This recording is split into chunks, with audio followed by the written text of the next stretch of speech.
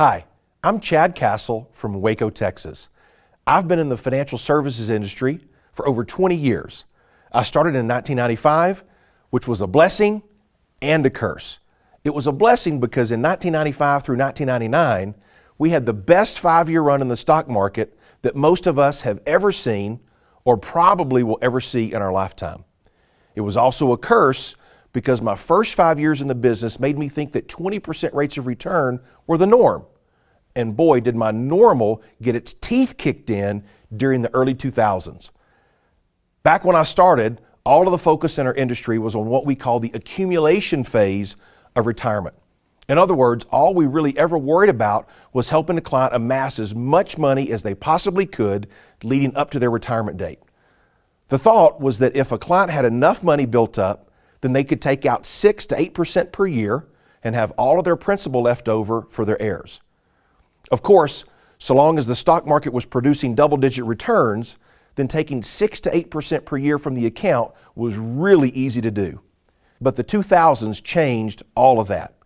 In fact, the big-time math guys at Wall Street started to refigure their distribution rates now that we had a few bad market years behind us.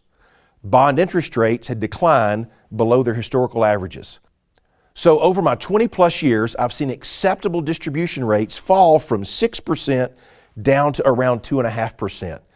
And at the 2.5% range, I want to be clear that this is not assuming that you would leave your nest egg to your heirs. This simply assumes that you'll have enough money to last until you're gone. Now let's put that into perspective for a moment. Just think that you worked hard all of your life and you saved absolutely as much as you could along the way. At retirement time, you'd accumulated $1 million in savings and investments.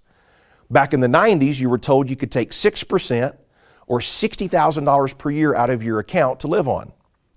Today, at the 2.5 to 3% range, you'd only be able to take out $30,000 per year to live on and inflate it at 3% per year.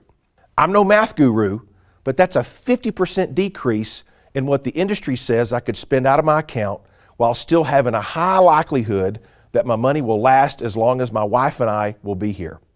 That's $30,000 per year that I wouldn't be able to spend on kids, on grandkids, on vacations, or other things that we want to enjoy. I like to say that statistics are great until you become one of them.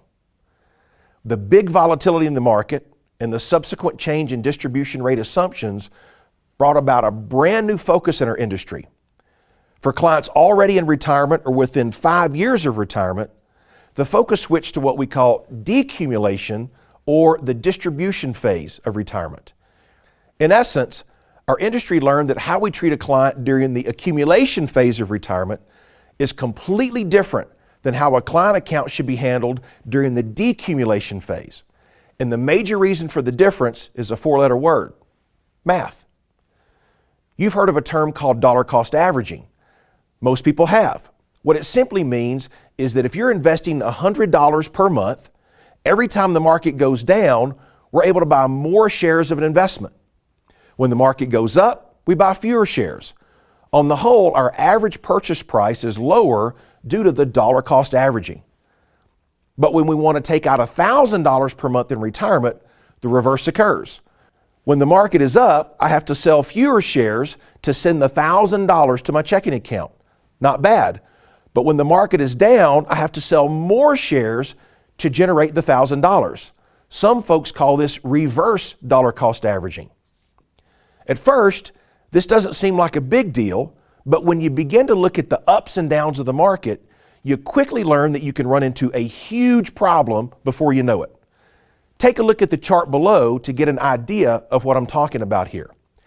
In this example, a guy had saved up $500,000 and elected to take out the 6%. During the roaring decade of the 90s, this turned out really good for him. Notice that his account did pretty well, especially during the 1995 to 1990 run that I mentioned earlier. But now, take a look at what would have happened if he had decided to retire in the year 2000 under the same set of assumptions. In this example, the retiree will only have a few more years of income left before he'll completely run out of money. And I didn't inflate the income to keep the math easier for everyone to follow. What was the difference between the two options? we use a fancy term called sequence of returns. In short, it just means timing. Were you lucky to have retired at the right time, or were you unlucky? And the big issue we have in life is that we cannot predict the future. The sequence of returns doesn't matter in the accumulation phase, but in decumulation, it can be the difference between living your dream retirement or having to say, welcome to Walmart. I'm always looking for products that are predictable and reliable.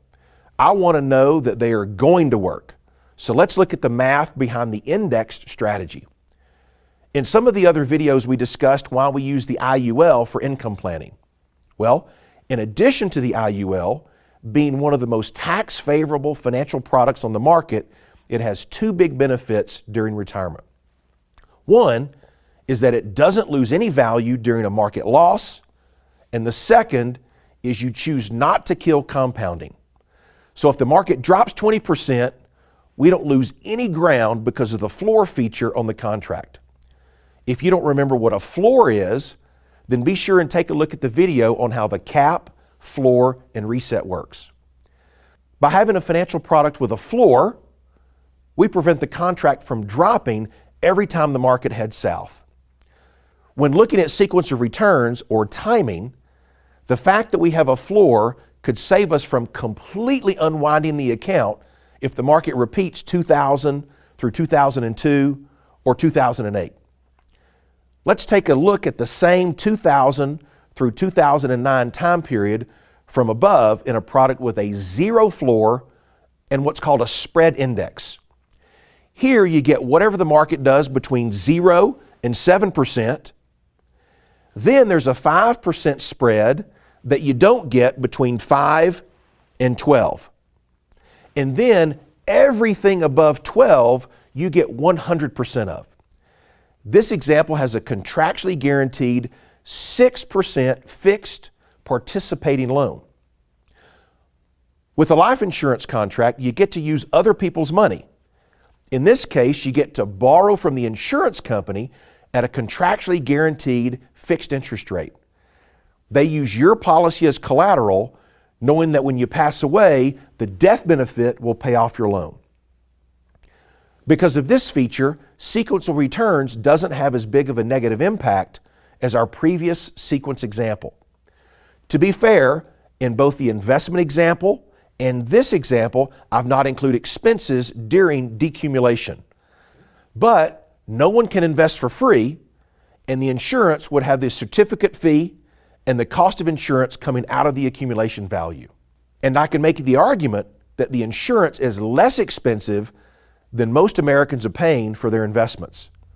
Depending upon your age, most IULs that I use for income, because they are structured for maximum accumulation, are in corridor during distribution.